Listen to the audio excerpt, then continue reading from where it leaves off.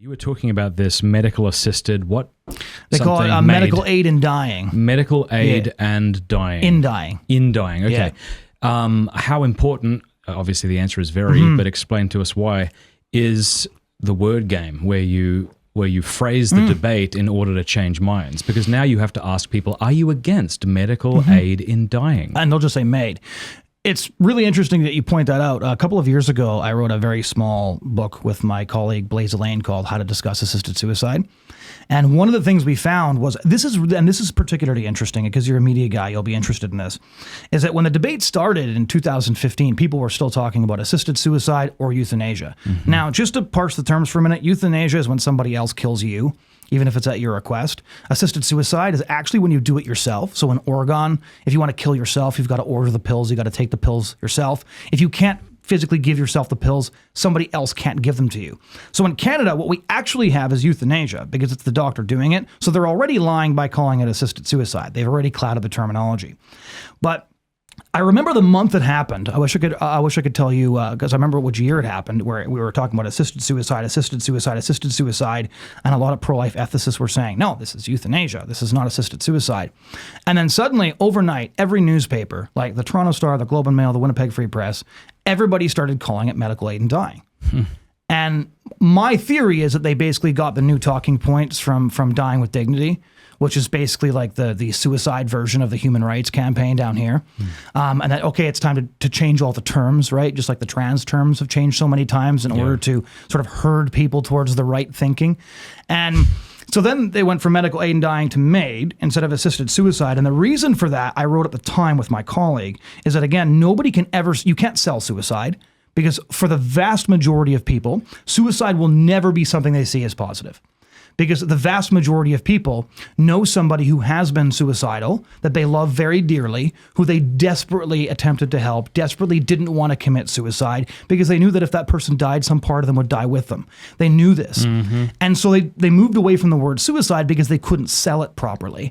And I was speaking in the Netherlands last summer on this issue, and I saw an article from an American columnist saying, in order to get assisted suicide here in the United States, we need to move away from this, the word suicide because it has too many negative connotations.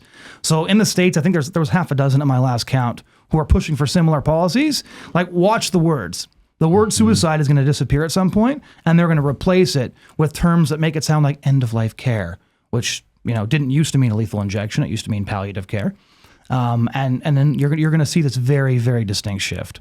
So you're bang on. And it's like that with all things that ought to be, we should think about these things with great disgust. Sodomy is one of those things. So in order to sell sodomy, you have to call it gay and you have to use a rainbow flag. Yeah. And even then, you really need to be reluctant in allowing your two male leads to kiss in a movie because people really don't want to see that. And we're now inserting that, but I don't know how people are that interested in seeing that. It's pretty disgusting, and it should be disgusting. So it feels like you have to do that. You have to lie. Have you ever read After the Ball? No. By Kirk and Madsen? So After the Ball, How America Will Overcome Its Fear of Homosexuality in the 90s. I think I'm getting the subtitle right. Yes, I've heard of it. Yeah. Yep. They make the case that you just made, which is that in order to get America on board with like same-sex marriage, with homosexuality, what we need to do is de-emphasize the specifics that people automatically think about when this comes up and just start emphasizing things that they actually can understand properly. So yeah, terminology is everything. It's like boring to bring up Orwell now, but anybody who hasn't read the Ministry of Truth in 1984, like you do have to read it because the reason it's boring to bring him up is because he was so bang on that everybody notices. Yeah. This clip was sponsored by Hallow, which is the #1 prayer and meditation app on the web. Go download their app by going to hallow.com/MattFradd. When you sign up there, you get 3 months of their app, complete access for free. If at the end of the 3 months you feel like it's not worth your money, you don't have to pay a cent, but I think you will use it.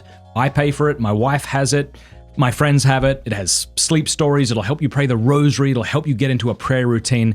100% Catholic and super, super excellent. It actually just surpassed TikTok this month. I'm not even making that up. When I say that, it sounds like it's... No, I know. Yeah. It's amazing.